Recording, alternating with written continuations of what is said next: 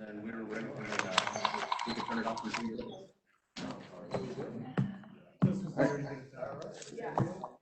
All right, Cora. Cora, can you go ahead and just say something? Hello? It sounds like an, oh, this is my,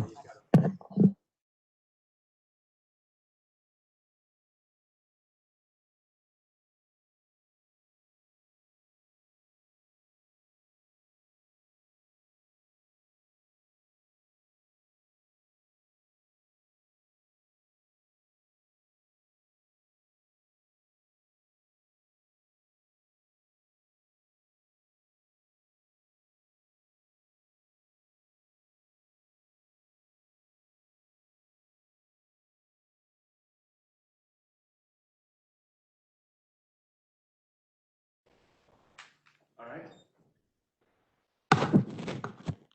it works.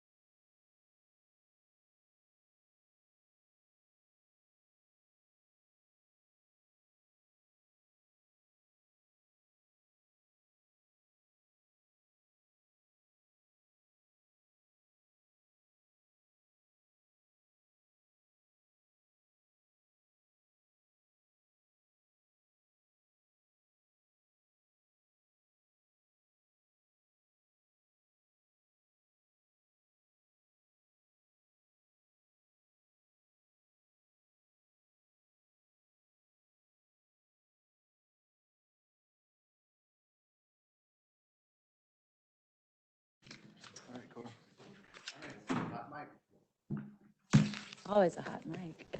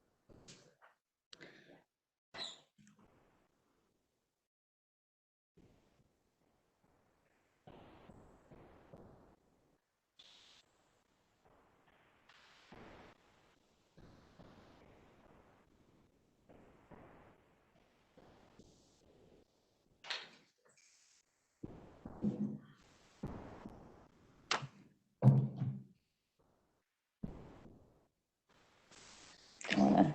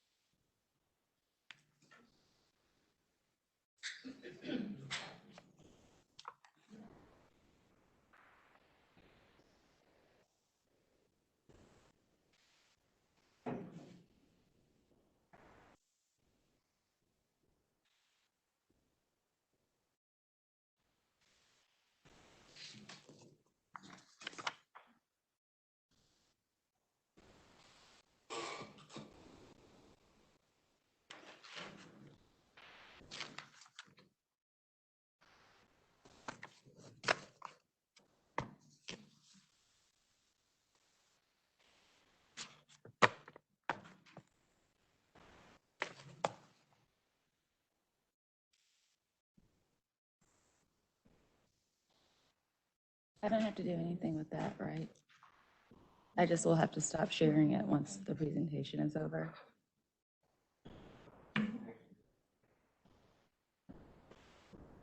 Okay.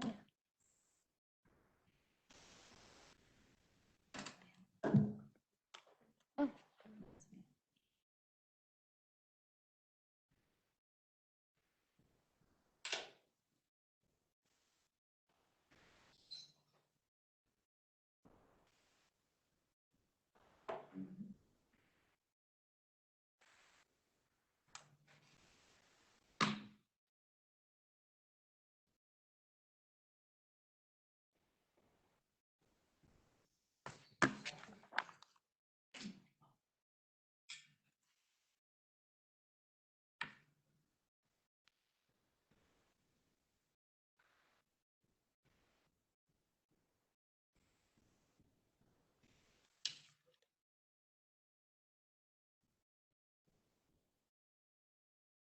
All right, it is 6 o'clock.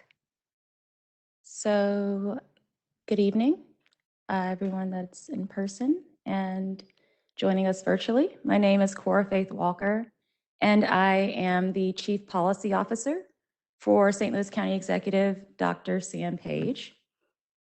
Joining me this evening is the St. Louis County CARES team.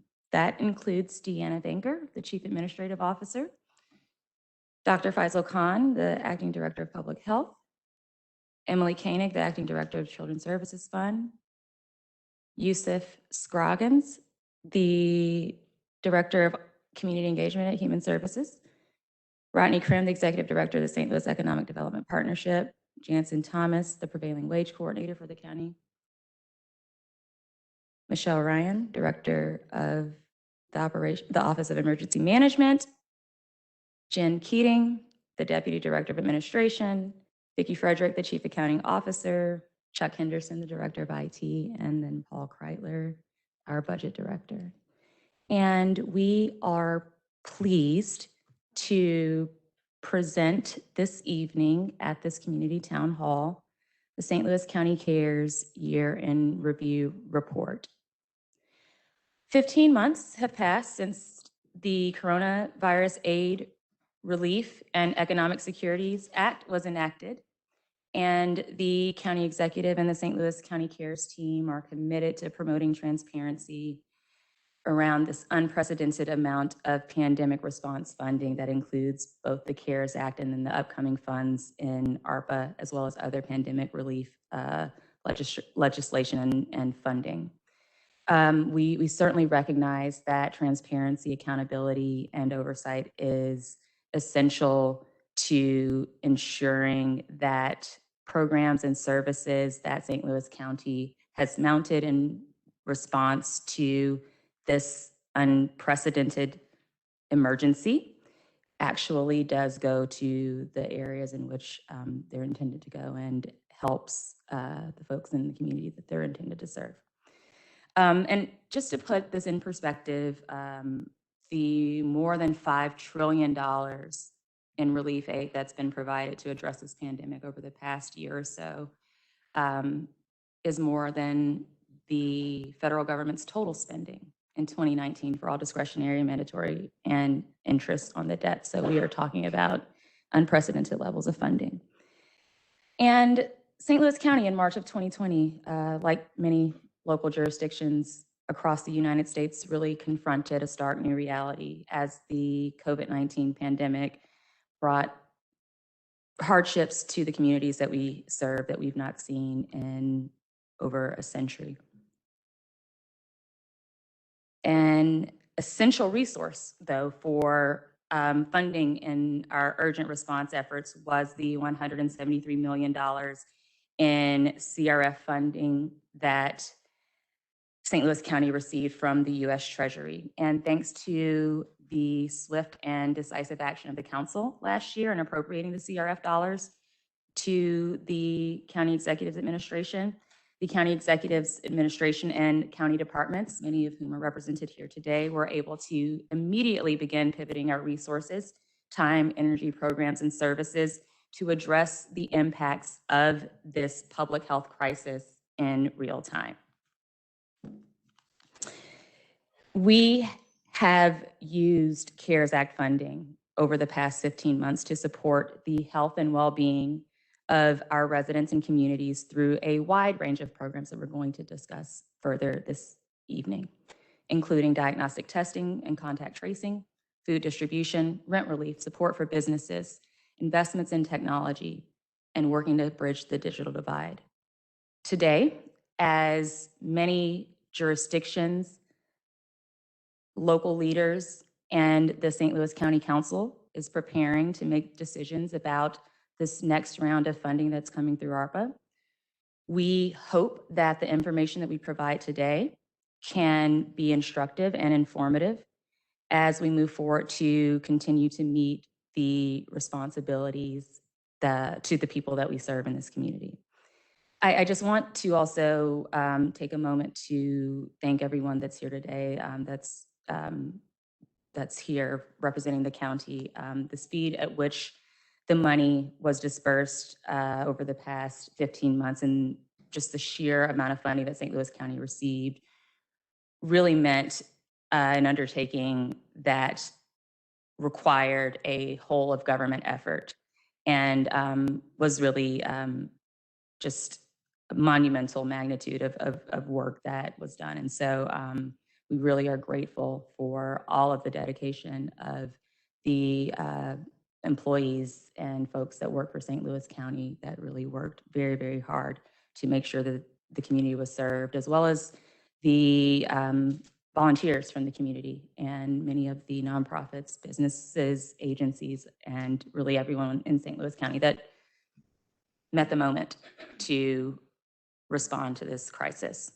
So with that in mind, as this report looks back at the road we've traveled so far, some of the allocations, outcomes, the lessons learned, and highlights of key areas of programs and services that St. Louis County was able to offer to its residents during the pandemic, I just want everyone to really keep in mind that thanks to the swift action of the council, the leadership of the county executive and his administration, and the dedication of the folks that are here this evening and their teams, St. Louis County Cares was able to help save the lives and livelihoods of folks throughout the region. So with that, I'm going to just give a brief overview of the discussion today. We're going to have a bit of background and context provided by Dr. Faisal Khan, and we will then move into some discussion of the structure of the St. Louis County Cares programs, the administration budget compliance. We'll then hear from different team leads about some of the specific programs and services that were offered from the St. Louis County Cares programs, the humanitarian, the health, economic recovery, municipal relief, and then finally St. Louis County Core. And then we'll talk about some of the key takeaways and lessons learned, as well as some thoughts about looking ahead. And so with that, I am going to be delighted to turn it over to Dr. Faisal Khan. I did want to make one housekeeping note for folks that are here in attendance and or are online. We have note cards in the back for people to write down any sort of questions that they might have throughout the presentation. We just wave and someone that's here will be happy to come in and bring one to you. Or if you would like to submit them online, you could submit them to dvanker@stlouiscountymo.gov. So with that, Dr. Khan, I'll turn it over to you.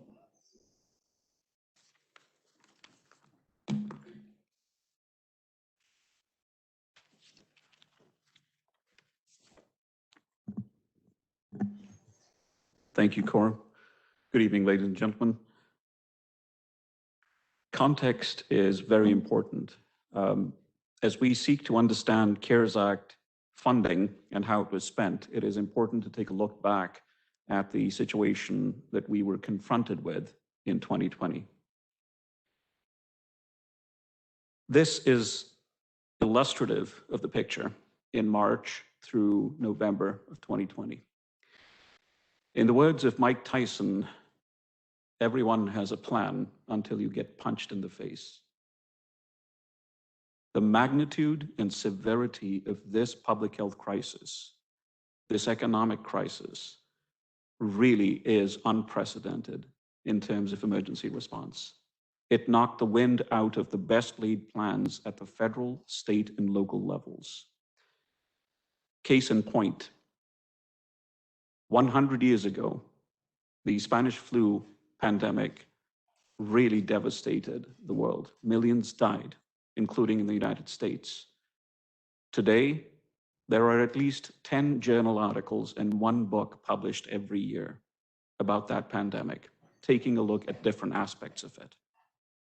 So back to this slide, the period that we're looking at here, which came around mid-year, was the worst part of the pandemic. And that lasted, once again, through pretty much the end of December, with another peak coming in the fall and winter. These numbers are very familiar because the St. Louis Metropolitan Task Force has been putting these out at their weekly press conferences, and they became synonymous with bulletins and updates across this region. Just to give you an idea, 99 hospitalized, 27 ICU admissions, and various degrees of morbidity related to the illness across the region. And by the way, it is important to point out, I think, once again, as context, this past Friday, there were 86 individuals hospitalized on ICU beds across the St. Louis metropolitan region. All of them were unvaccinated individuals. All of them were between the ages of 18 to 45. The task force began to track hospital admissions as well as tests performed at various hospitals as a sentinel measure of the progression of the pandemic across the region. This included task force hospital COVID deaths reported. You will remember that the period between March through May last year was particularly devastating for long-term care facilities and nursing homes, where the most vulnerable population across the region resides. This virus spread through those facilities like wildfire. They didn't know how to deal with it. They didn't have the equipment or the skill necessary to contain it. On March 7th, we became yet another statistic in terms of the death toll that began to mount across the St. Louis region. When Congress approved the CARES Act on March 27th, the money began to flow for emergency relief across the United States. And on April 28th, the St. Louis County Council acted proactively to provide that support across the region. We're very grateful for it. But I would take you back once again to the beginning of this pandemic. No, as a system, we were not prepared for it. The United States was not prepared for it. We struggled to find test kits. We struggled to find personal protective equipment. We struggled to figure out how the virus was spreading in communities and community subgroups. To date, the history of the scientific community and its association with this virus in terms of studying it is only 14 months old. That is not even a blink of an eyelid in terms of studying a particular pathogen. What we know about this virus could fit on the tip of a pin today. That is the plain truth. What will play out in the months, weeks ahead, only Providence alone knows. The virus will decide when it is done with us. Cora, I will hand things back to you.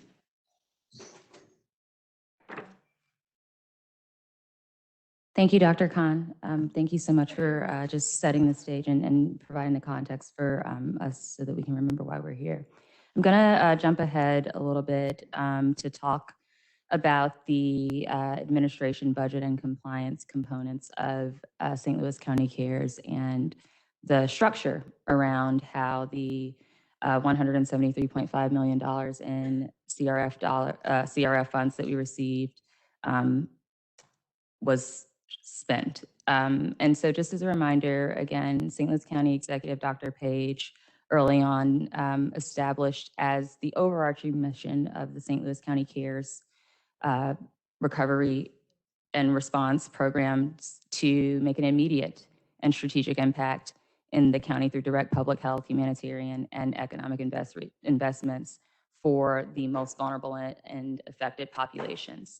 And equity was very much so at the center of the values of the St. Louis County CARES approach, and was bolstered by both transparency in the online portal that tracked all of the expenditures that were made through CARES funding, as well as accountability that was seen through the 17 different oversight committee hearings that we held with the county council over the past year, and the numerous reports that were required to be made to the Department of Treasury's Office of Inspector General, that is the oversight body at the federal level. In terms of structure, again, I just mentioned the St. Louis County Council Special Committee on oversight of, or for oversight of COVID-19 funding and expenditures. And that really was sort of the umbrella that oversaw the leadership that was provided by the Office of the County Executive and supported by some really dedicated community volunteers. And additionally, as folks I'm sure remember, the county executive identified 3 main priorities. First, in terms of the response with CARES, that's health. That was led by the Department of Public Health as well as the Office of Emergency Management in conjunction with each other. The humanitarian efforts, which were led by the Department of Human Services and Children's Services Fund, and then the economic recovery, which was supported and by the Office of the County Executive and led by the Economic Development Partnership. Additionally, we recognize that government also needed to use some of these funds in order to protect constituents and employees. And so through the Municipal Reserve and the Municipal Relief Program, which we'll talk about in a little bit, and the County Core Program, which was the County Employee and Constituent Safety Program that was led by the Office of the County Executive and the Office of Emergency Management. All of this was supported by some incredibly dedicated work, professional services that were provided by the Office of the County Counselor for Legal Services, the Department of Administration, the Department of Information Technology as well, in terms of making sure that we have the sort of systems and structures in place to administer these funds. These are the names of the individuals. This is all information that's available online and to everyone. And with that, I want to turn it over to Paul Kreitler, who is the Budget Director, to talk a little bit about where we are currently with the budget and the rest of the county CARES funds. Thank you, Cora. My name is Paul Kreidler. I'm the county's budget director. And I'll just take a quick moment to talk about the current budget status of the Coronavirus Relief Fund. And I also would mention that this data is available on our transparency portal, stlcorona.com, and it's updated every morning. So here on the first column here, we have the individual program areas from public health through county response. The next column is the budget that we received for the Coronavirus Relief Fund of $173.5 million. Next column are the actual expenditures. So this represents money that's gone out the door. As of yesterday, $135.7 million.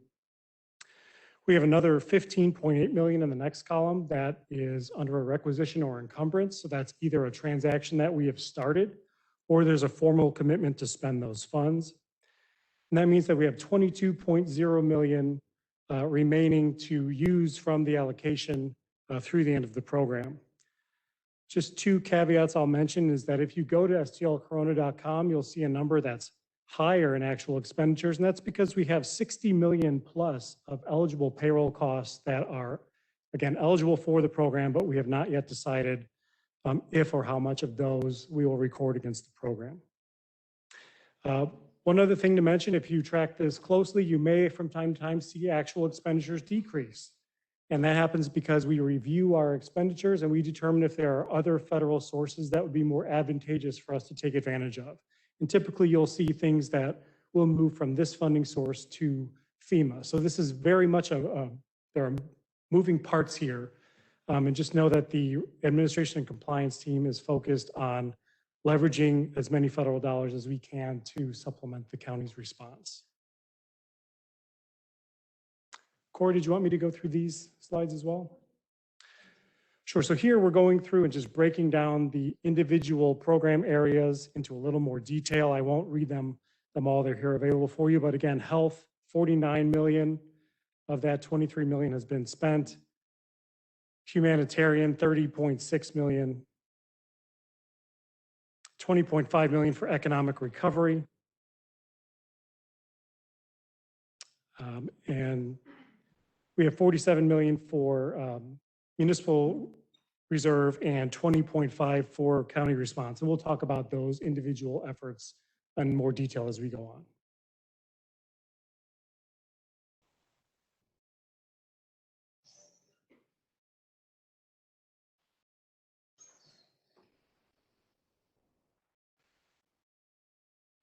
Hello, my name is Christina Capello and I'm a senior manager at Deloitte. We have been working with the county for 9 months on overall strategy, closeout, and compliance of the CARES Act funding that we're talking about today.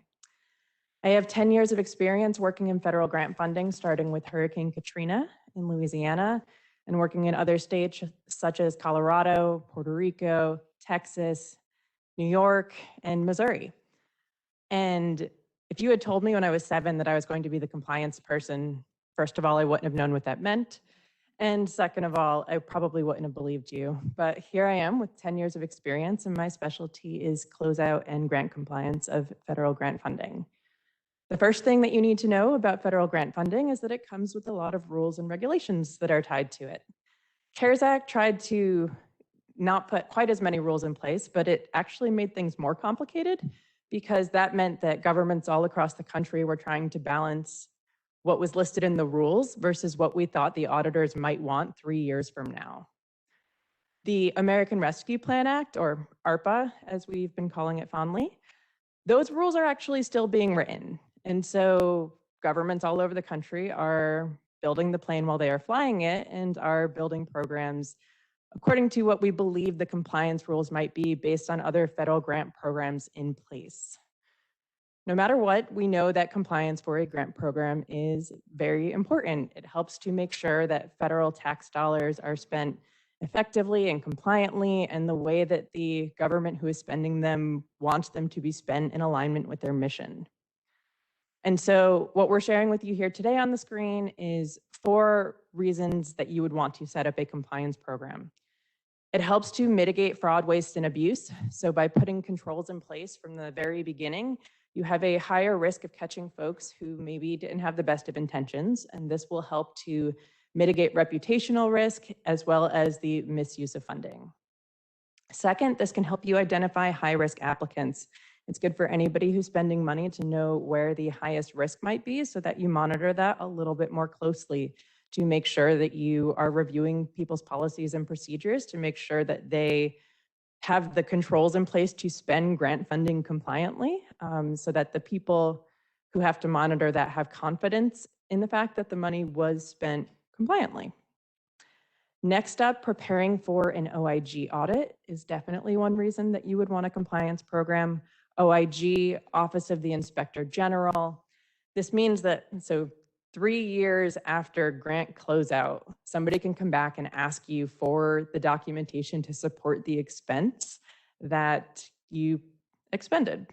And so what you want to do during that time that you are spending the money is to build these very complete packets of documentation that include invoices and policies in place at the time of the disaster and proof of payment and certifications. And your goal is to have all of this together while things are happening and to set up programs to let people know that that is the exact documentation that you need so that when somebody does come back in 3 years, you can be very confident in the packet of information that you have.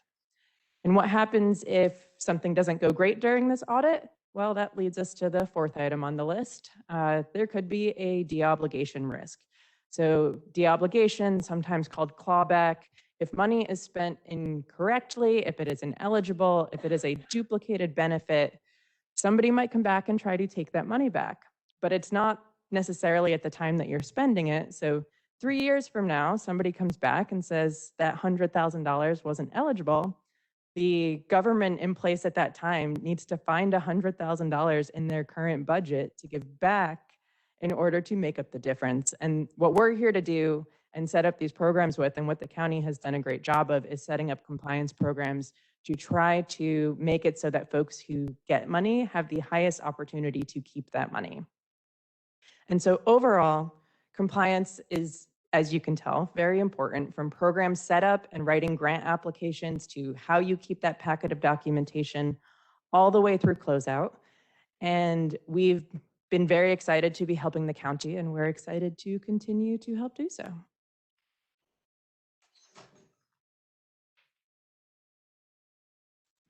Great. Thank you so much, Christina. Deloitte's been a very important partner in all of this, and we really do appreciate all of your help and efforts.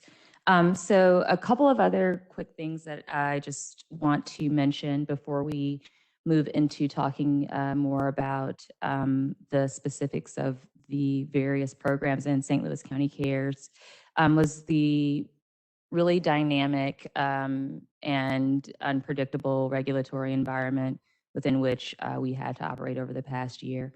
Between the first case of COVID being diagnosed in St. Louis County, the initiation of the county emergency response in March, and the receipt of the $173.5 million in CRF funding that came in April that next month. There were close to 16 various material changes in either the regulations or the guidance or the frequently asked questions that the Department of the Treasury published that regulated how these funds could be used. And so this is really just a timeline that shows that really up until a couple of months ago of this year, there was a lot of uncertainty around what the requirements were for both spending the funds, for reporting and documentation requirements, and just the overall administration. And so, again, I really do just want to commend the hard work and efforts of really the whole of government and everyone in the county that worked on county cares, who in the face of this uncertainty recognized the needs that existed in the community and the emergency that we were facing, and made sure that we expended these millions and millions of dollars getting them out to folks that really needed them. And so this is something that just really, again, just kind of shows what the sort of dynamic environment is that we were dealing with over the past year, and that we currently are still dealing with. I'm sure we'll talk about this towards the end, but new regulations, changes in regulations with ARPA are coming out as we speak. There were some updates that came out today to the FAQ. So again, this is just a reminder that we are dealing with a pretty dynamic environment, and in the face of all that, making sure that we get the funds out the door and into the community. So with that, I am going to get ready to turn it back over to Dr. Khan, who will talk about the health response that was part and the primary focus of the St. Louis County Cares program.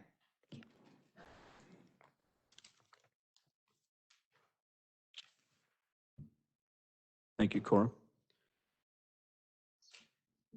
There was one single objective: saving lives. By decreasing the rate and extent of COVID-19 spread through increasing community awareness, enforcing social distancing, and providing equitable access to testing and prevention. A lofty goal, but one that was met with several challenges at the very front of it. As you can imagine, procuring personal protective equipment or test kits at the onset of the pandemic was a Herculean task. You will all remember the stories of states, the federal government, and municipal entities bidding against each other at the same suppliers to procure testing kits and PPE. In terms of what we spent the money on, testing was obviously the greatest area of need. We also conducted a prevalence study in partnership with Washington University to try and characterize the pandemic in the St. Louis region, to try to understand what the community dynamics of its spread were, where it was likely to have the greatest impact. We also provided community health provider grants to federally qualified health centers in the St. Louis region to try and develop a collaborative partnership with the healthcare safety net that extends across the St. Louis region, caring for the most vulnerable people, the underserved communities around us. We also secured mental health provider grant programs to try and shore up acute mental health care services in the midst of the pandemic. As you can imagine, when hospitals shut down, community health centers imposed restrictions, and private care practices virtually came to a halt, the mental health crisis in the United States, which was a crisis pre-pandemic, was exacerbated 10 times over, and I am probably off the mark by several fold. That crisis has only gone from bad to worse, by the way. This amount of money was minuscule in terms of an investment in mental health services, but it was desperately needed at the time. PPE was a huge expense.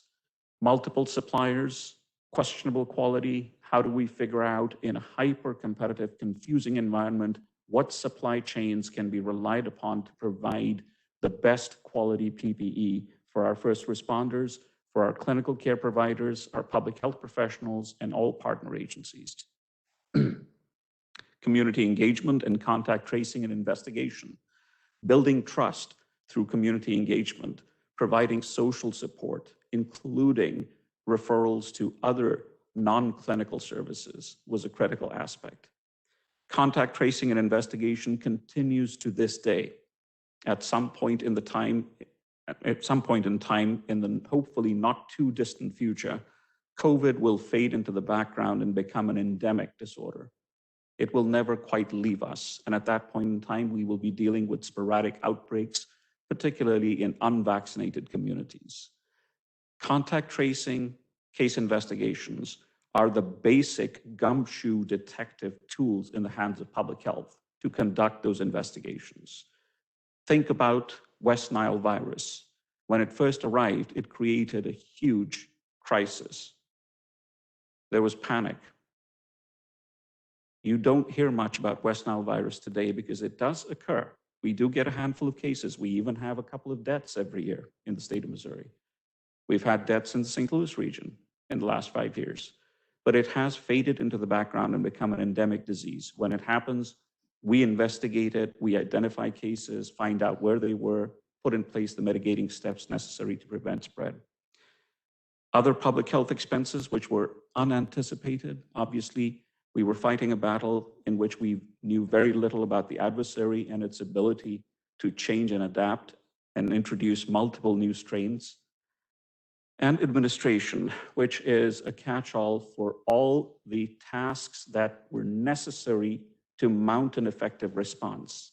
The number one resource that we lacked across the country, including St. Louis County, was people with the right skill sets, the right experience, the right attitude to go into battle on this.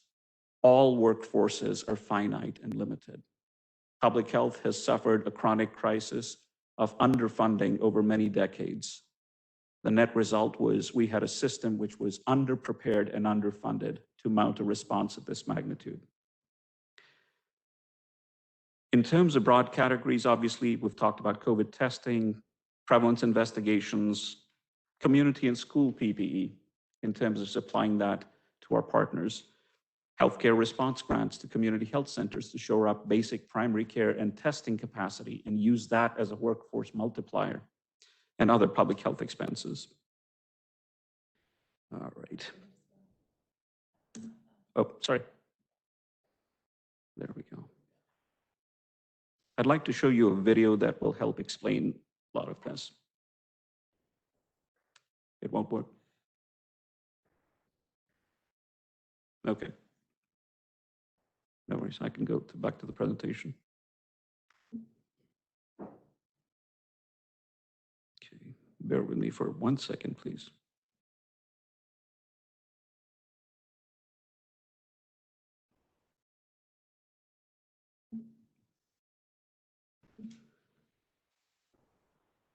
What slide number were we at? 35.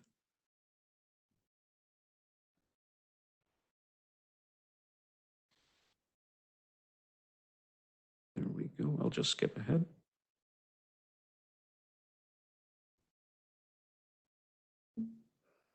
All right, moving on from that. Move this video box out of the way. Okay, I'm not going to bore you with the specifics here.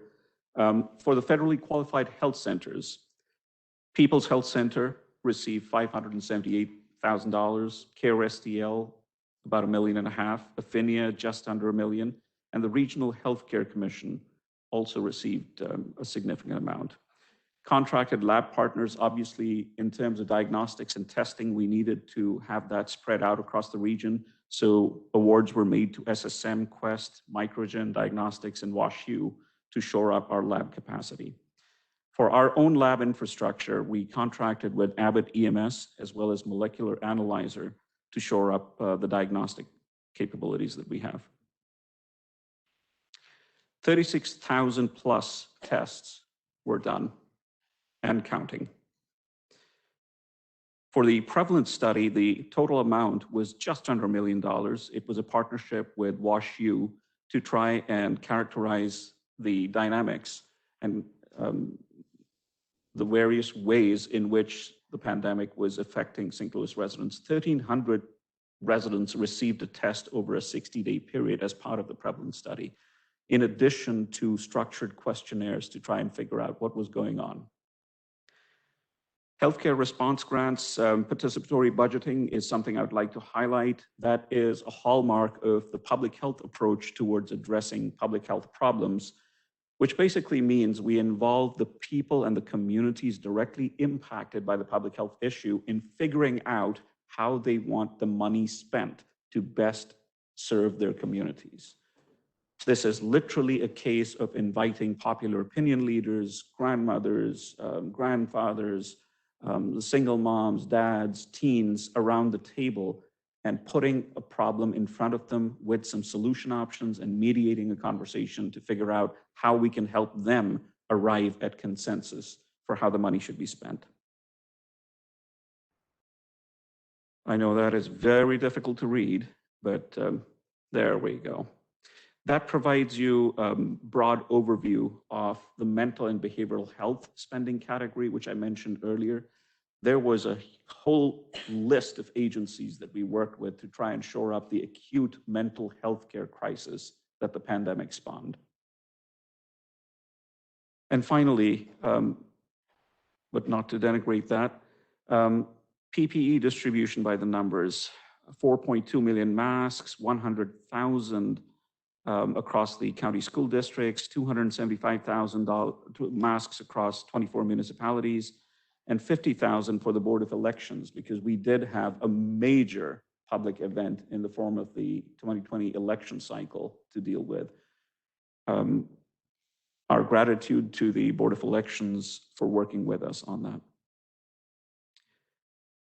School districts, one of the key components of any crisis response, but particularly one related to an illness such as COVID. As you can see, almost every school district was covered. The awards ranged from 128,000 to the highest being for Hazelwood at 365,000. And those partnerships are something we are keenly developing to adapt to future public health needs. Other public health needs, call centers, contact tracing, working with universities, etc.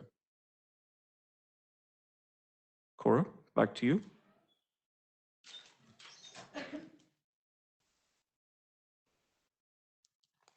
Thank you so much, Dr. Khan. Again, this is a public health emergency first and foremost, and so we certainly are grateful for all of the hard work and dedication of the folks in the Department of Public Health, as well as the folks at the Office of Emergency Management, and really have been so impressed by the collaboration between these two departments. Next, I am going to turn it over to Emily Koenig, who's the Acting Director of Children's Services Fund, to talk about the humanitarian response.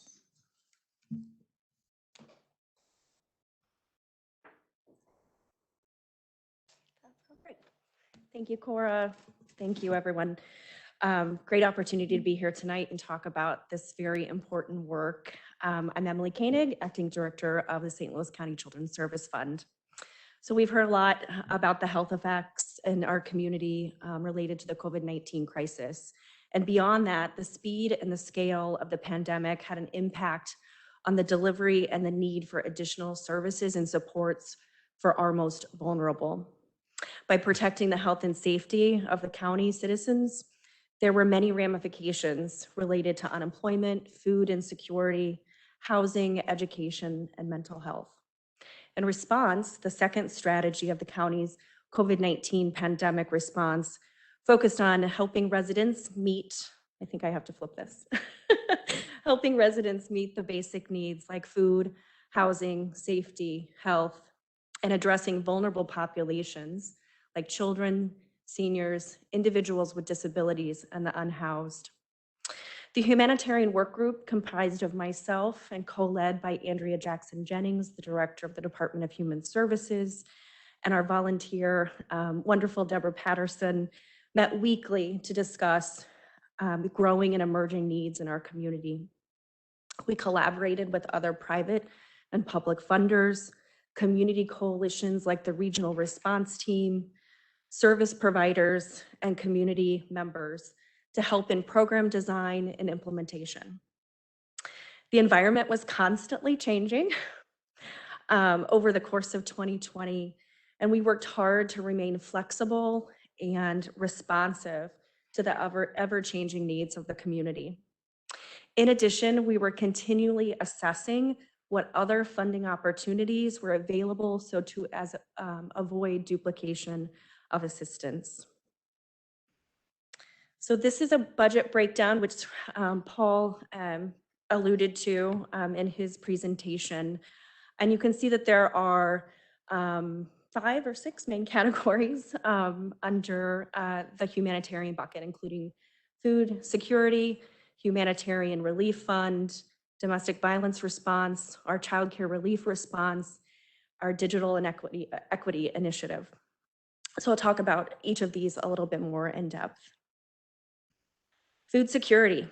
So this was an immediate county response. It was the first response that the county implemented, and this was to address the growing food insecurity in our community due to school closures and rising unemployment. We have many families that already are food insecure, and just one loss of a job put many other families on the cusp of food insecurity. Initially, the county allocated, I don't think we're watching videos, right? Oops. Oh, I didn't mean to go out of there.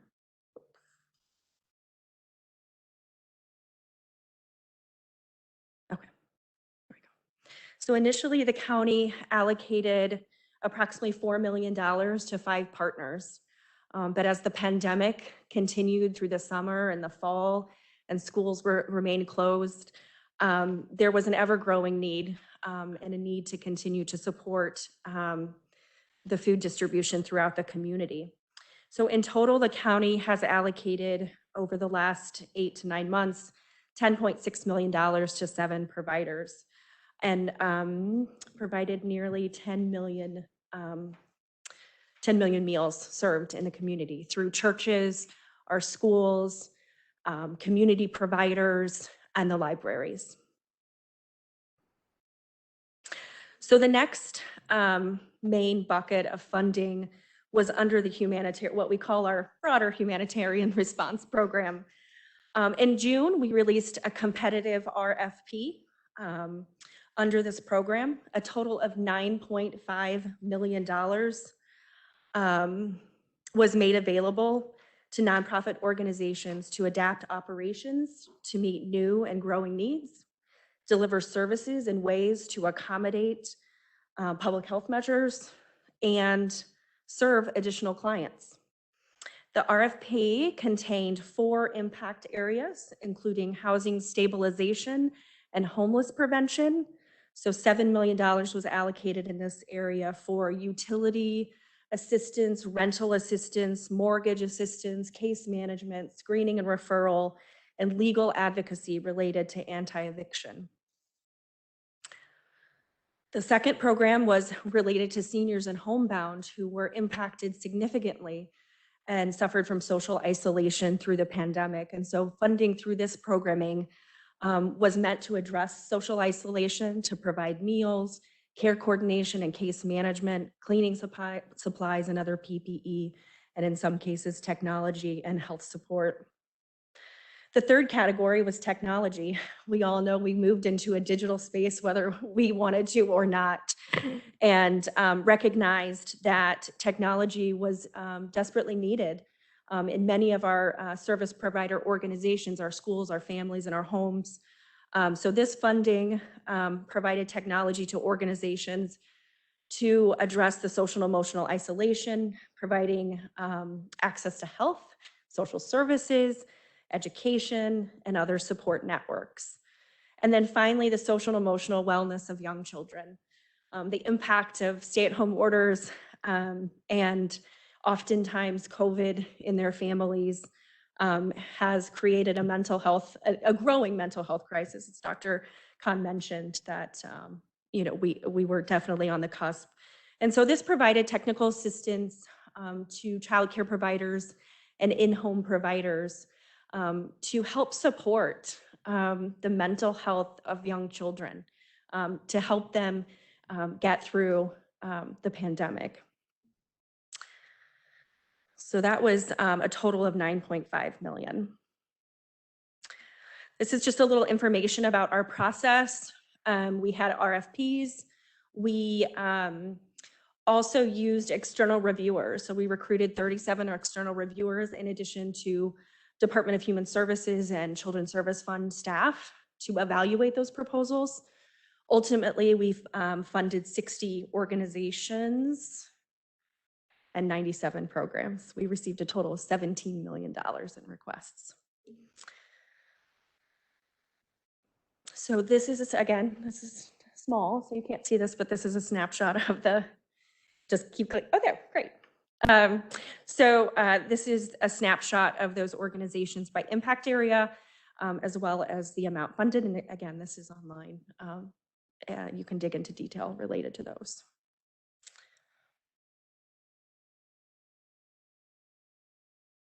Seniors and homebound, 4 social and emotional, and then several technology. Our child care relief program. So as the stay-at-home orders were lifted and the early spring and late spring and early summer, and the economy started to open back up, it was really critical for us to address the child care community and the need for quality safe care for parents to go back to work and know that their kid, their child is in a safe facility that has the proper protocols in place to address COVID-19. So the child care relief program allocated, there's Steve, Steve's in the back. So I think we're gonna skip through but hopefully you'll all get a chance to review this online.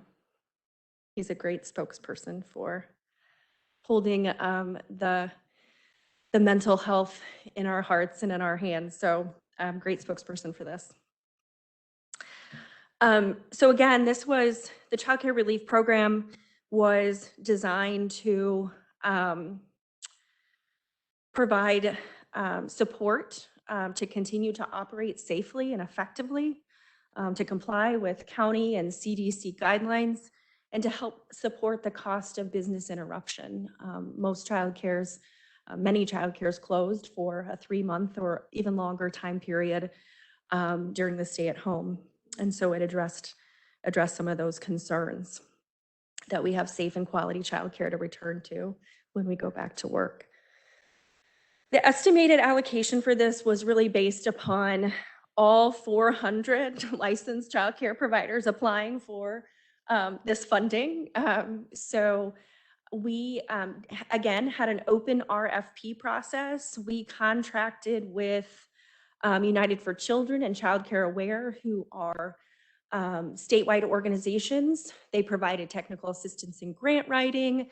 They provided technology. So some child cares didn't have access to the technology to print and scan and fill out the application and computers. So they provided technical assistance to these child cares across the state, or across the region rather. The county received 108 applications totaling $1.8 million, and we ultimately funded 93 organizations representing 122 sites across St. Louis County.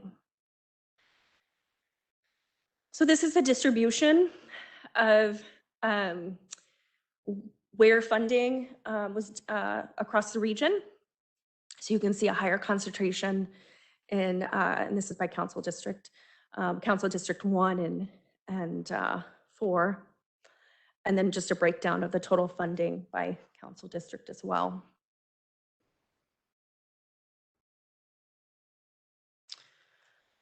So the Domestic Violence Response Fund was our fourth category. Again, a competitive RFP. This time, St. Louis County Children's Service Fund and Department of Human Services reviewed these grants internally.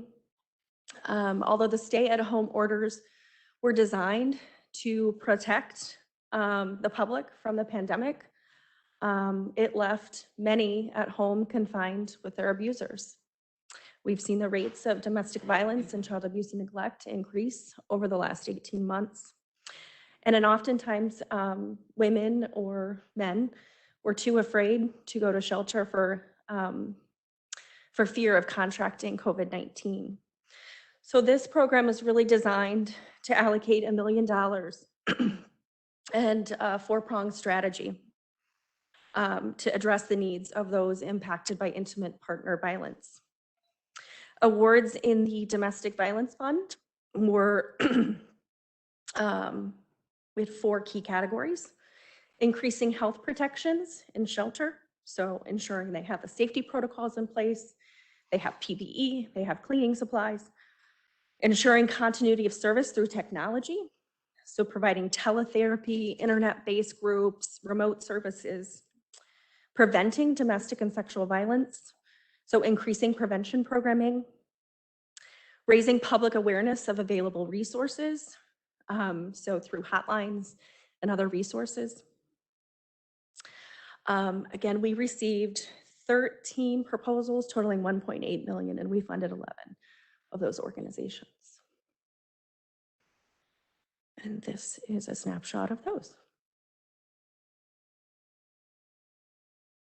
And finally, one of my favorite initiatives is our Digital Equity Initiative.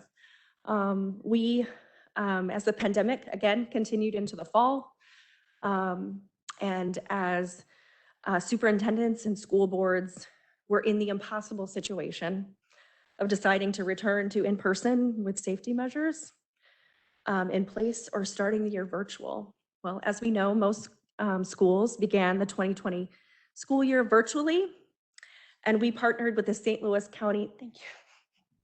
We partnered with the St. Louis County Library, awarding them $4 million in July of 2020 to bridge the digital divide for students and families. In March 2020, the St. Louis County Library conducted a survey and found that more than 10,000 households lacked access to internet. So obviously, that impacts health, well-being, education when we're in a virtual world. So St. Louis County sought to provide hotspots and Chromebooks to students through this initiative to ensure access to resources in order for those students to be successful. We were able to meet the entire mobile hotspot need. So we had 10,000 families without internet access. We were able to provide 9,828 mobile hotspots, and those could host up to 5 devices, and 6,085 Chromebooks, which met about half the need in the county. Professional tutoring services were also available 24/7 online. In-person tutoring also became available through Miriam Learning Center, who are experts in providing education to unique learners. So as you can imagine, there are some students who might not respond very well to online tutoring in classes. And in February of 2021, we awarded the St. Louis County Library an additional $1.6 million to help bridge the divide for seniors who were suffering from social isolation. Although the initial Humanitarian Response Fund, I haven't shifted through here. One more, I think.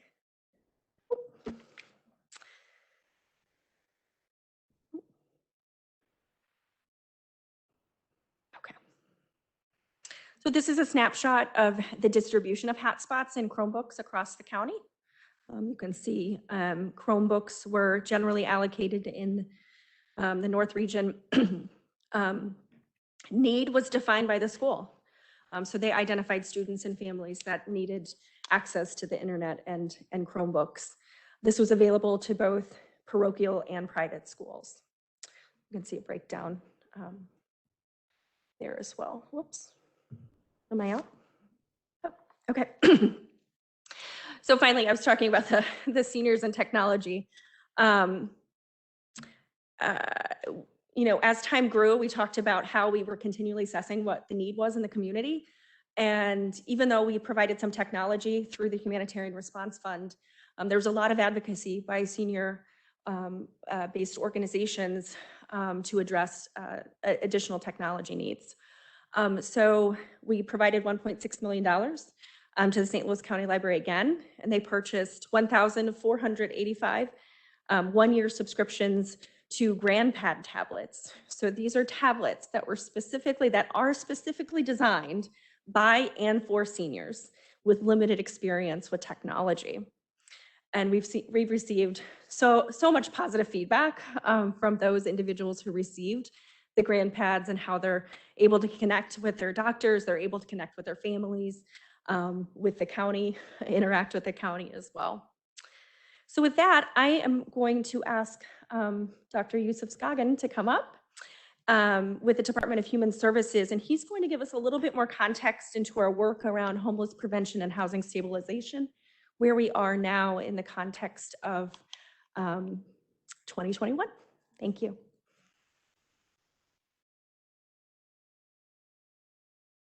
Thank you, Emily, and certainly thank you all for this opportunity to share about the impact and the work that we've done over this period of time. Emily did a great job of sharing an overview of the housing services that were engaged, which were around housing stability and homeless prevention. But I think what the audience also would be remiss in not addressing is the pandemic also is still with us. And so hardship that was experienced last year is still impacting us to this day. We have a eviction moratorium through the CDC and then also in the county that is due to expire next Wednesday. And so while the $7 million that was deployed last year has certainly been helpful, serviced over 4,000 households last year on an average of about $2,000 was provided. Since individuals have still been unemployed, had loss of income, increase of expenses during that time, it has certainly still remained with us to this day. So on April the 5th, we launched our Emergency Rental Assistance Program. That is a program that was facilitated through the $29.735 million that is afforded to St. Louis County residents to apply for rental assistance and utility assistance. That is really in the throes of mitigating the impact of displacement during this time.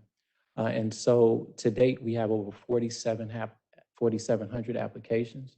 And I would encourage anyone in the community who is needing the assistance to visit our website. There is a dashboard that allows you to keep an update as to the available resources. And this is what is going to ultimately make our community whole. We know that a number of households had just small changes. Many have mentioned how hardship either directly because of the COVID virus or indirectly may have caused households to have a loss of income. It could have been just a simple dollar or a dollar increase in expenses. And the degree to which that can impact households who are already on the margins is critical for us to address. So again, I encourage anyone to visit our website. The Emergency Rental Assistance Program is available, and the application can be filled out there. This is critical across the board. Again, next Wednesday is the expiration of our moratorium on evictions. The degree to which our community is not able to see huge number of households displaced is based upon our ability to ensure that those households receive the resources. It is not only the household's responsibility, but also landlords who are willing to participate in this program that is critical. So with that, I just wanted to thank you for this opportunity.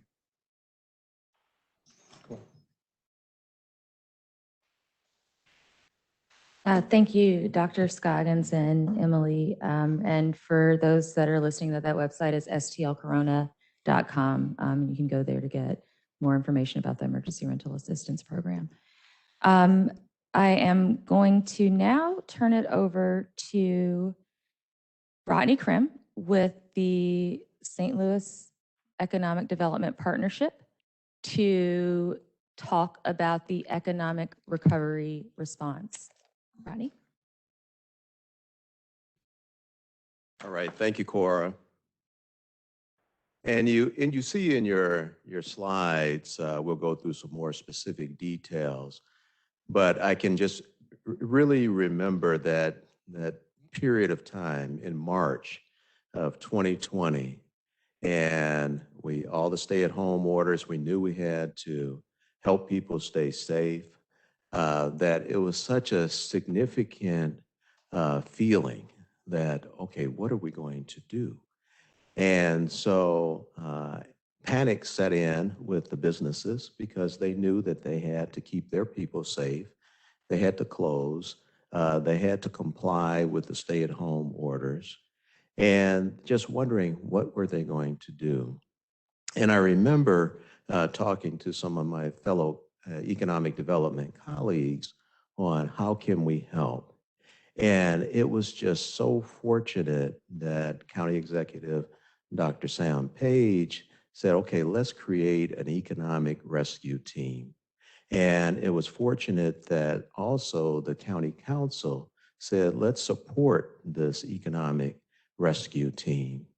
And so we were fortunate to establish a steering committee led by Rick Stevens. And Rick is the president of Christian Hospital in North St. Louis County. And, you know, someone who has his kind of ear to the ground on what's happening in the community.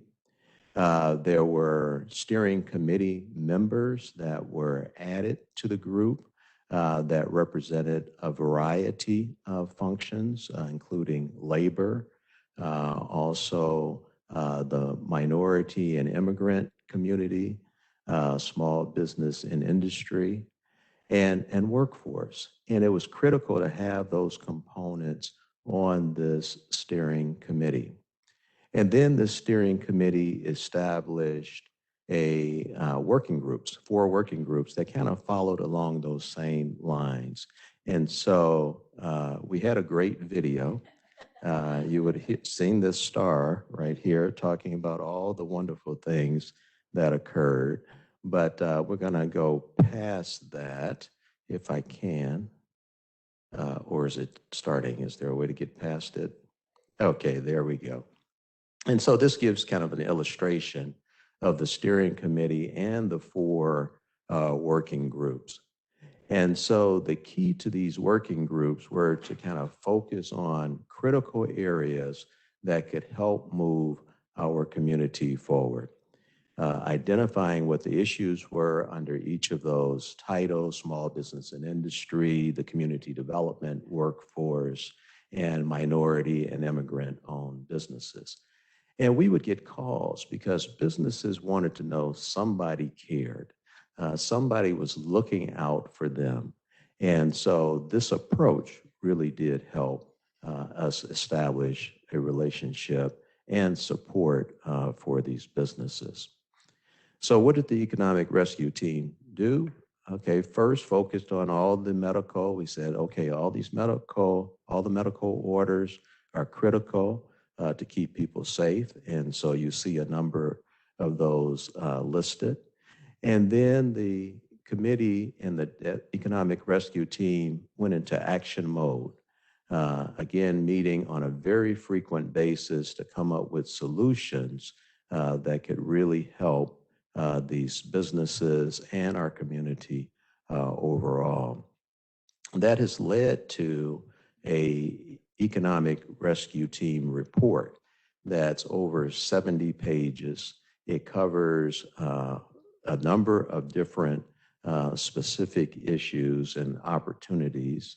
It led to helping to identify areas to spend CARES money, and we'll talk about that in a second. But it also provides a great foundation for ongoing use of funding to not only deal with immediate issues, but also to address issues over time to make things more sustainable for our businesses and our community. And so this kind of gives you a feel for some of those strategies that kind of came out of the Economic Rescue Team. There were 19 strategies that, again, we hope provide a foundation for additional monies that we hope to be able to obtain to try to achieve some of these ideas which are sustainable over the long term. But just going back, so we started with the Small Business Relief Fund.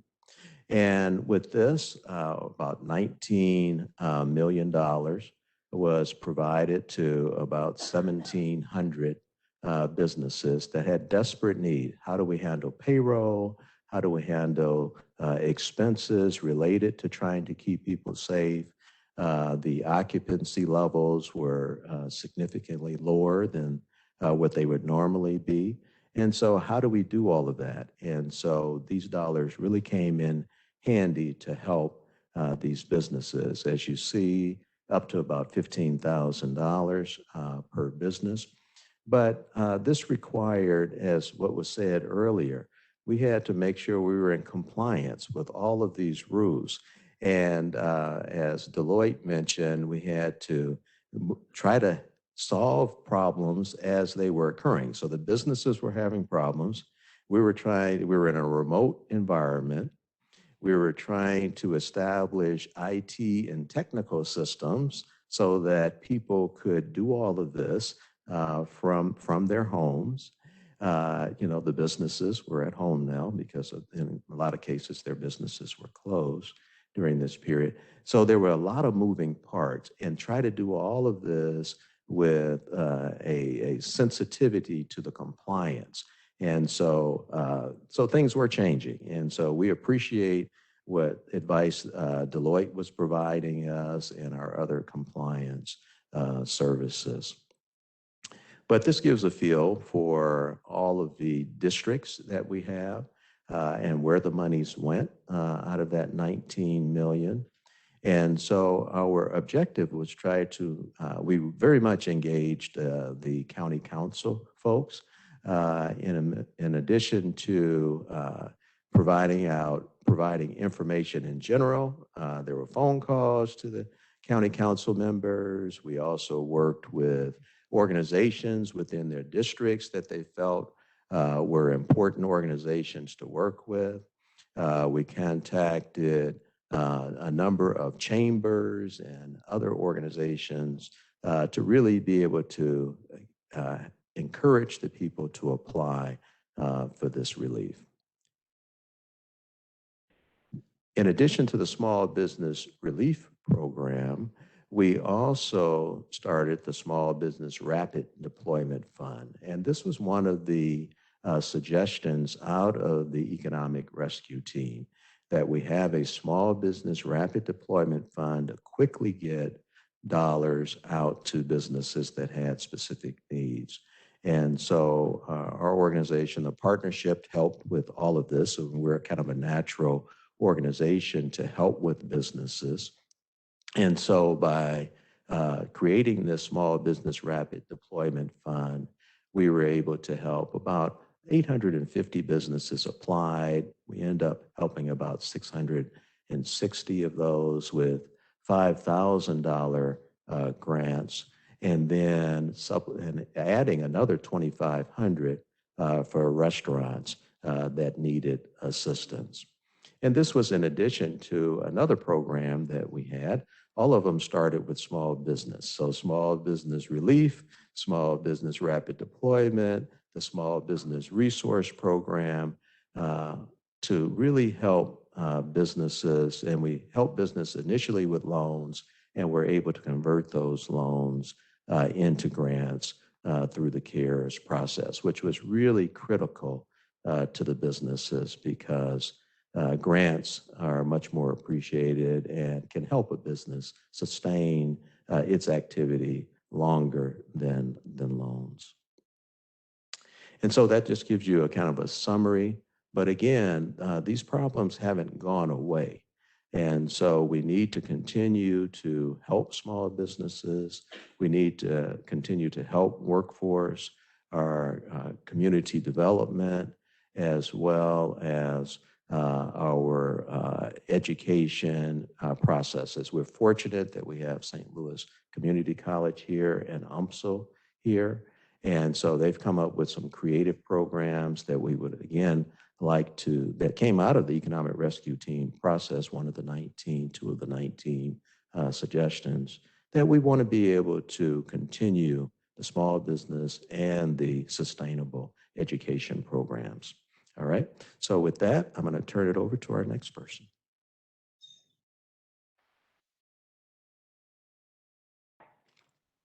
Thank you so much, Rodney, and really want to say thank you to the St. Louis Economic Development Partnership for the collaboration and help with the Small Business Relief Program, the Rapid Deployment Fund, and just overall support of small businesses in St. Louis County.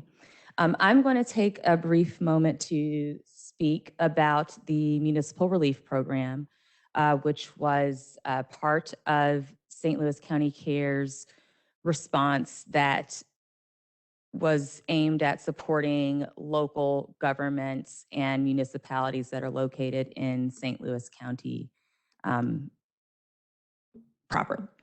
So just as a reminder, because St. Louis County's population was over 500,000 individuals, St. Louis County was eligible to receive coronavirus relief funds through the CARES Act directly from the federal government. Local municipalities or small jurisdictions that were located within these jurisdictions that didn't meet these population requirements were left out. And so the 88 municipalities that are located within St. Louis County were not eligible or really contemplated in the CARES Act when it comes to funding and support for local governments. And so through collaboration and communication with the St. Louis Municipal League and 24-1 and other municipal groups located throughout St. Louis County, St. Louis County CARES through Dr. Page directed $47 million to the Municipal Relief Program to support the local municipalities in St. Louis County. One of the big things that was important about this program was to give support to these jurisdictions for expenses that they couldn't get support from other sources, such as FEMA, and to provide immediate support for these sorts of COVID-related expenses that were not foreseen. again, thanks to the support and the professional services that we were able to receive from Deloitte, we were able to work very closely with all of the municipalities to make sure that they were able to optimize federal resources and reimbursement, and also made sure to manage any sort of compliance-related risks that might be presented by for the municipalities. And one of the great things about this municipal relief program, in which 86 of the 88 municipalities participated, is that many of them were able to complete the documentation, the registration with SAM.gov, which is the federal government website that is necessary for them to be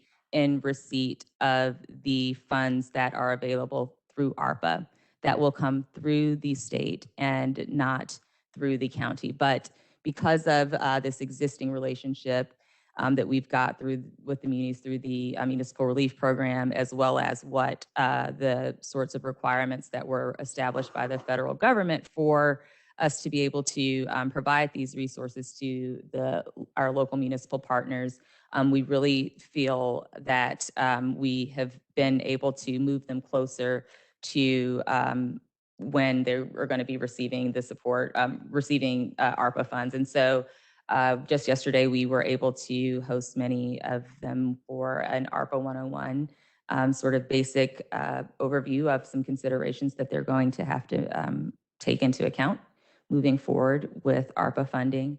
And we are very excited about continuing partnering with the municipalities and trying to leverage the federal, state, and the local dollars that are available through ARPA.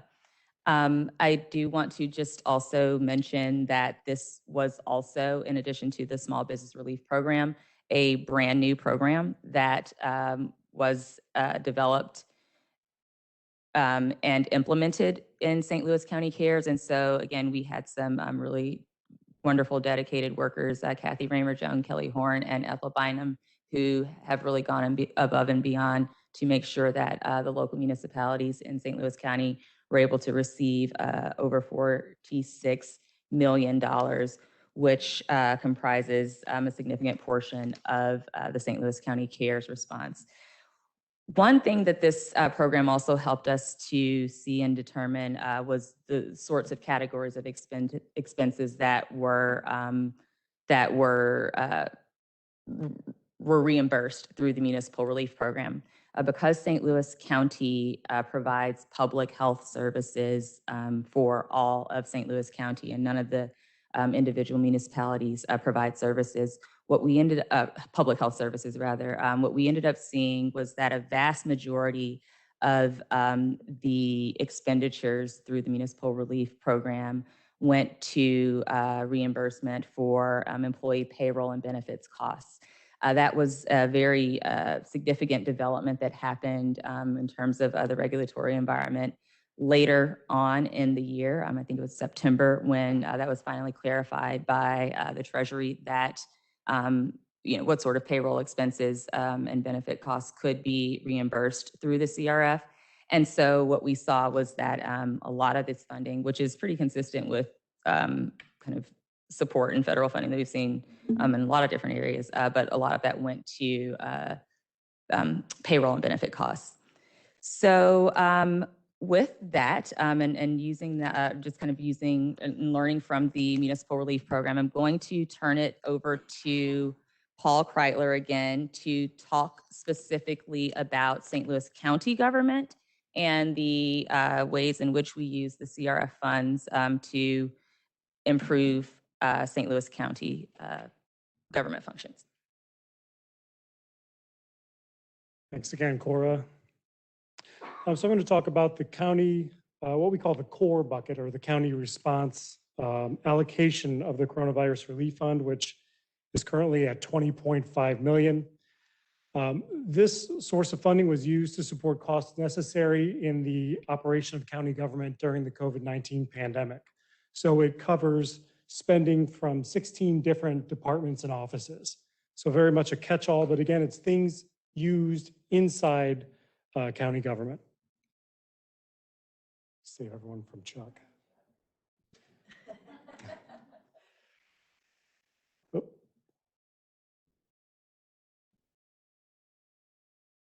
Oh. So for spending to date, we have $18.3 million recorded, and I've broken them down here by functional areas. The largest area being compliance and consulting at $9 million. The largest activity there is with our compliance consulting with Deloitte, consulting from the Boston Consulting Group, and legal services from Lewis Rice. And kind of moving counterclockwise from the bottom, we have software and equipment that was needed to enable remote work, as we all left our various offices and continue providing services remotely, wherever that may have been. We had 1.5 million dedicated and recorded for police dedicated payroll, 1.2 million thus far for workers' compensation costs for employees who were infected with COVID-19 on the job. 1 million for system modifications to one of our large IT systems, almost $1 million for PPE and cleaning supplies to allow people to safely work within our facilities. And then all other costs added together, another 1.7 million. That's everything from overtime to postage to telephone charges. One other way to look at this, I think I'm stuck here, Cora. I'm stuck on Chuck.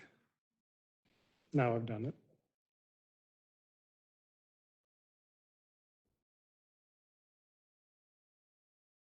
No, now I don't know what I've done, Chuck. Hold on. Here we go. Got it? So I mentioned there are 16 departments and offices in our work comp program where the funds were spent. And so this chart details those both spending that's occurred and money that's encumbered. And the 5 largest are right there in the middle. The county executive's office is where we had recorded our Boston Consulting Group activity. The county counselor has our Lewis Rice legal services contract. Information technologies, where we're buying all of our equipment and software, regardless of what department ends up using it. We purchased it all through our IT department. Administration supports our contract with Deloitte. And then police, the biggest piece there is dedicated payroll cost. And finally, I'll give you the top 15 vendors in this core activity.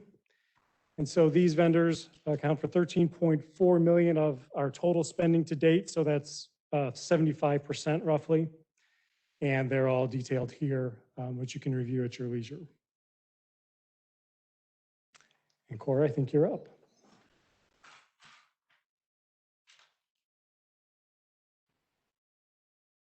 All right, thank you so much, Paul, and really thank you everyone for walking us through the St. Louis County CARES programs and services and our approach to the COVID response in the past year. We're going to take a little bit of time as we prepare to close to talk about some of the lessons learned in each of these different areas. I do want to remind folks that are here in attendance, if you do have questions, to just flag someone and we will bring you a postcard so that you can get your question logged and we'll hopefully be able to answer it. Or if not, get back to you. But I'm going to go ahead now and talk about some of these lessons that were learned throughout the past year. And so what we really saw is, again, this is an unprecedented crisis, and there were a lot of gaps in the laws, infrastructure, rules, regulations that just existed overall that made it difficult to be able to be adaptive to this rapidly changing environment. And so in addition to just a lot of the confusion and misinformation that existed generally about the pandemic and about what was going on. Departments and employees within St. Louis County also really needed more tools to be able to provide residents with services digitally and online. Another key lesson learned and challenge that was faced was around staffing. We were incredibly fortunate in St. Louis County to have such dedicated employees and folks that really, again, went above and beyond to meet the moment of the emergency that was ahead of us. That said, we had folks doing their regular county jobs in addition to the emergency response as well. And so these sorts of challenges that meant that folks were doing multiple jobs and really were overworked was something that we experienced internally in St. Louis County, but we also heard from many of our partners and agencies, nonprofits in the community that we worked with as well, that they too were having to deal with both just doing their regular jobs and responding to the public health emergency. And then speed was something that was challenging. We are still obviously getting closing that learning curve, if you will, for the sort of technology and equipment that is required to be able to provide seamless sorts of digital presentations. So we clearly were not able to get the videos to work today. But that's something that IT has been very keen on investing in, making sure that we are our technology is improved and updated so that we can be more responsive to the new environment that is digital. And so what I'm going to do now is invite everyone back up in each of the different areas, the health, humanitarian, economic recovery, municipal relief program, and then county core, to share some specific examples of lessons that they learned in each of these different areas. Dr. Khan?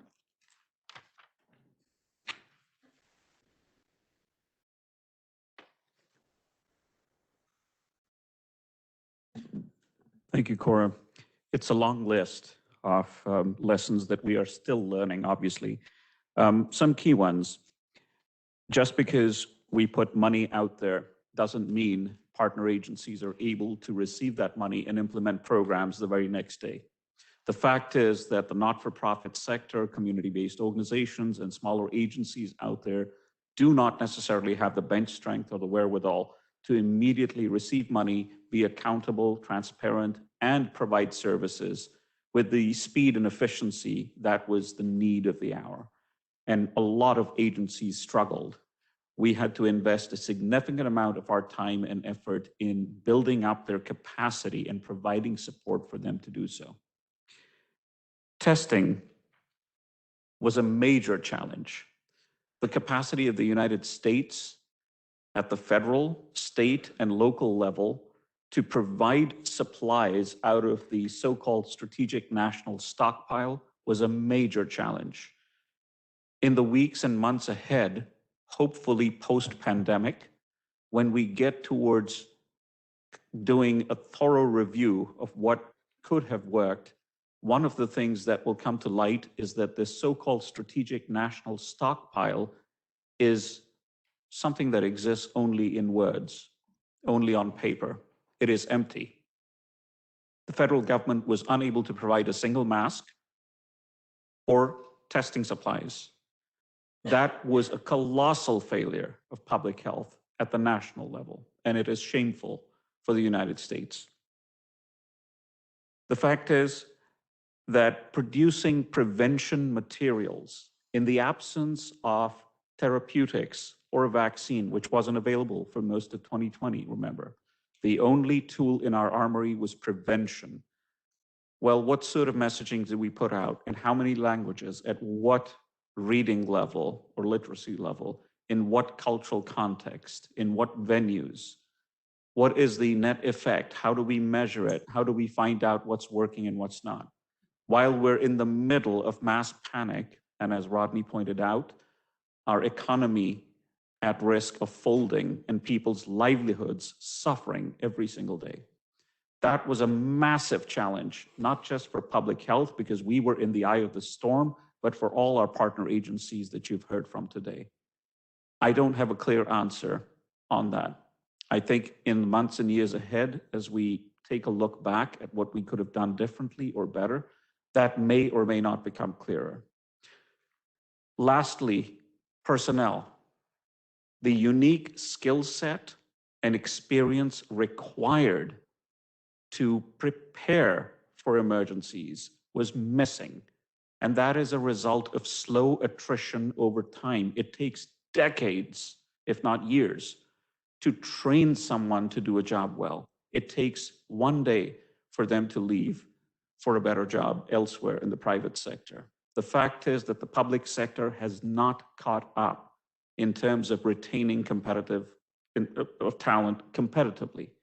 And that is to our great detriment at all levels, federal, state, and national. And did we pay a price? Oh, yes.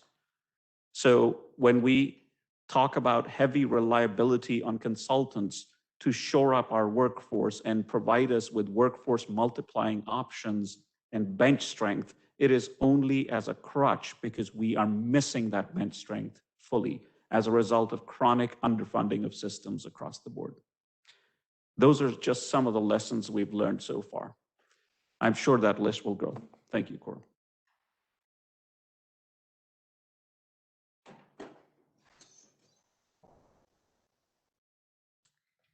Like Dr. Khan, our key takeaway was the capacity of the organizations. We were trying to quickly deploy resources and comply with ever-changing rules and guidance. And it was very cumbersome collecting the required documentation to deploy those resources. And again, to what Dr. Khan spoke to, about quickly getting those resources out, the organizations being in a place to deploy those and having the capacity and the staff to comply with all of the substantiation and the documentation required. I think that was really evident in the Child Care Relief Program. Small community-based organizations who may not be as familiar with federal and state guidelines, and certainly the county guidelines and the documentation required to be eligible for those programs. And they also lacked the access to technology. We had online application systems and struggled with technical difficulties and being able to receive those applications. I think, one of the key points that what Christina spoke about was clearly defining your RFP. What does eligibility look like? What's the required documentation? And what does compliance look like? So those are a few key takeaways from our Child Care Relief Program. I think too, in the staffing, just being able in the county to deploy these resources. St. Louis County Children's Service Fund, our main function is allocating $42 million a year in mental health services. And so we took on another, in collaboration with the Department of Human Services, another $30 million, and we're releasing RFPs every month through the summer and developing new programs. So having the staff and the capacity to do that work. And I just reflecting on this presentation today, all that we accomplished, and it's everyone in this room too, working collaboratively that we were able to accomplish it. And I want to thank my team at CSF and Human Services for stepping up to the challenge. And so those are just a few key takeaways. Thank you.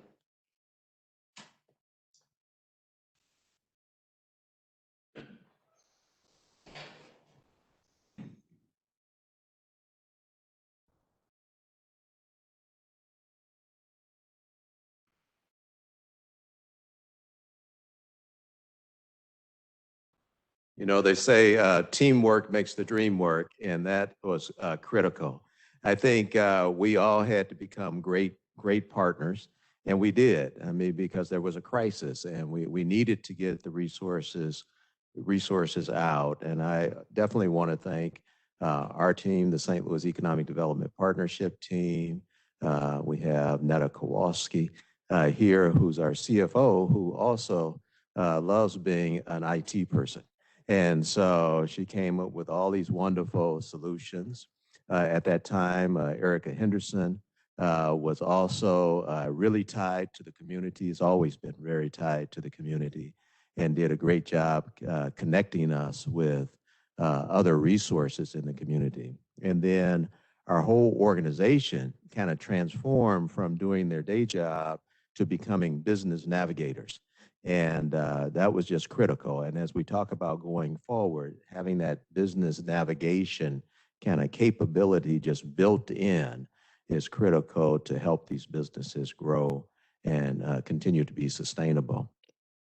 Jansen Thomas really helped the economic rescue team just continue to move forward. And we had other support with Tracy May and others to kind of help that keep going. But the technology, we were all learning technology at the same time. We were learning how to DocuSign and do all of these things electronically. How do you do ACHs and not do a physical check? And you know, sometimes that energy level would say, can't we just get them the money, get them the money? And we said, we got to make sure we follow all these rules. And so again, the compliance piece was very helpful. But so we were helping people learn technology and follow the rules as we were learning all together. And again, trying to work effectively as a team.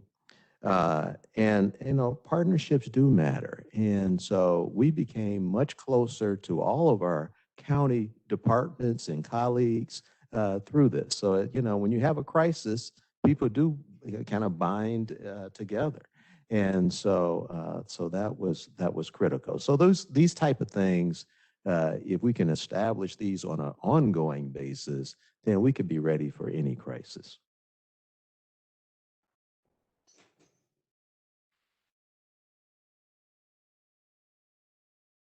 From the county response viewpoint, I think it's really pretty well summarized here on the graphic on the screen.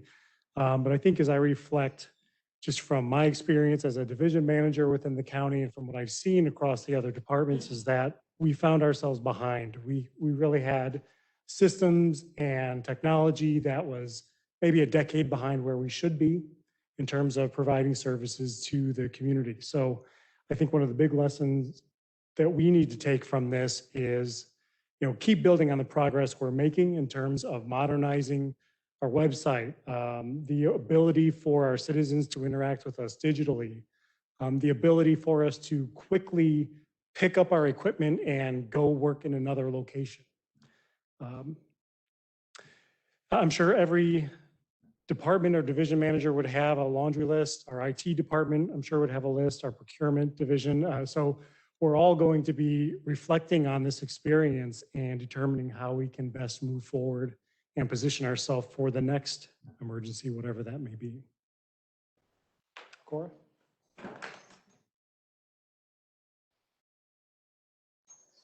Thank you, Paul, and everyone for sharing some of those reflections. I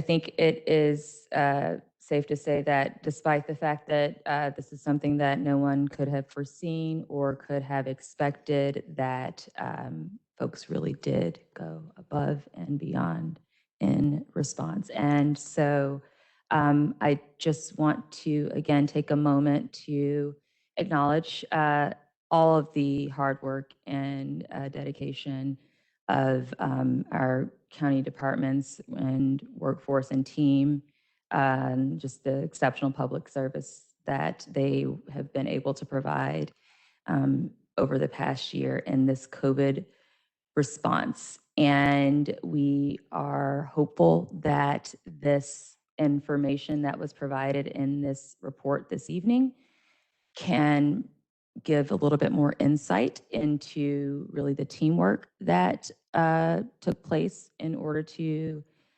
get these resources out into the community, and the continued collaboration that is going to occur as we're moving forward into the recovery phase.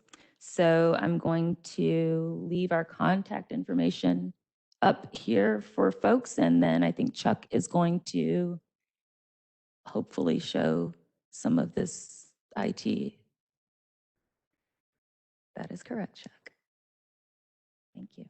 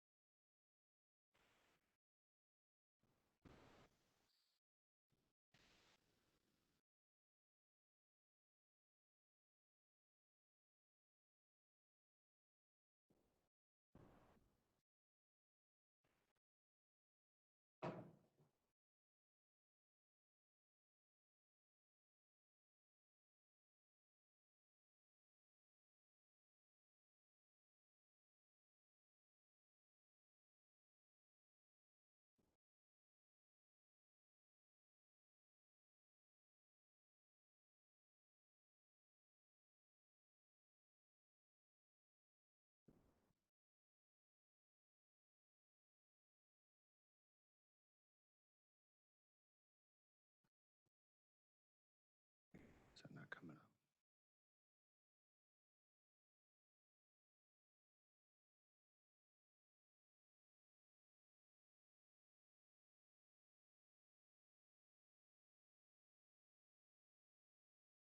No.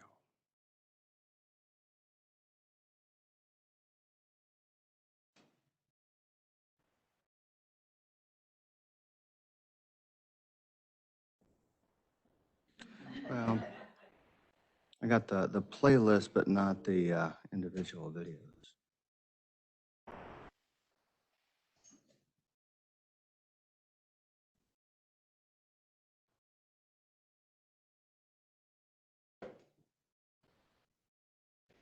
Comes up.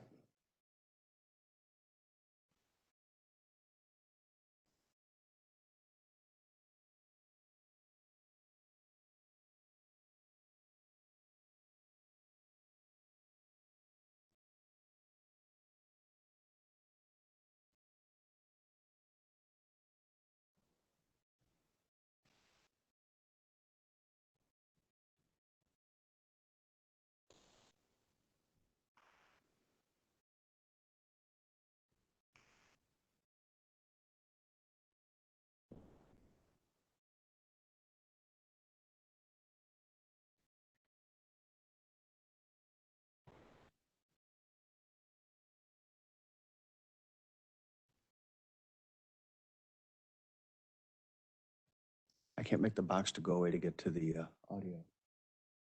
My mouse won't work over there.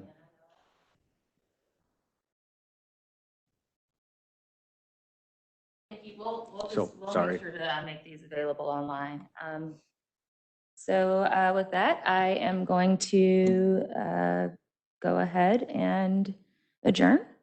And want to thank everyone for joining us again this evening, and have a good evening. Thank you.